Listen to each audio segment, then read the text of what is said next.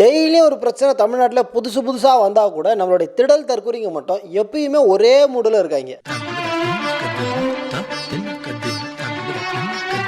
Living together திருமணம் கடந்த உறவு அப்படின்னு ஆரம்பிச்சு இன்னைக்கு ஹைடெக் பாலியல் தொழில்னு சொல்லி மீடியாலாம் காரி துப்புற அளவுக்கு போய் நிற்கிறாங்க.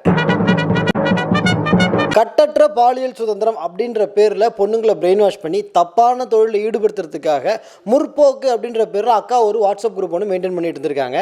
கொய்யால தப்பு பண்ணுறவங்க பூரா எப்படி ஒரே மாதிரி டைலாக் பேசுகிறாங்க.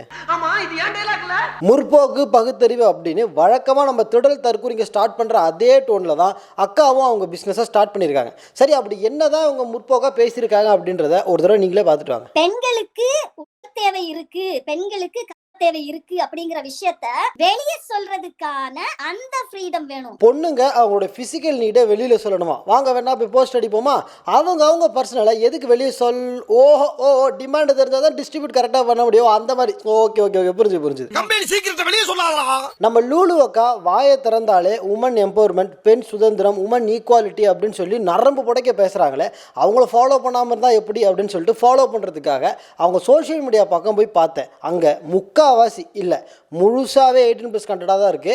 அந்த கருமத்தில் கடுகளவு காட்டுறேன், கொஞ்சம் பார்த்துட்டு வாங்க.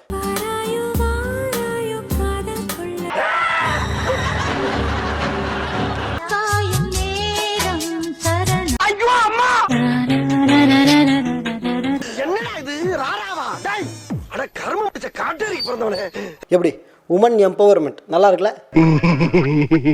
இதெல்லாம் கூட பரவாயில்ல. அக்காவோட ஃபேஸ்புக் ப்ரொஃபைலில் ஒரு போஸ்ட் ஒன்று போட்டிருந்தாங்க. அதை பார்த்த உடனே எனக்கே குபீர்னு சிரிப்பு வந்துருச்சு. அதை நீங்களும் கூட சேர்ந்து பாருங்களேன். சபரிமலையில் பெண்களை அனுமதிக்காததால இந்தியா உலக அளவில் அசிங்கப்பட்டுருச்சாமா. ஆமாம், நீ பண்ணுற வேலைக்கெல்லாம் ஒலிம்பிக்கில் அவார்டு கொடுப்பாங்க.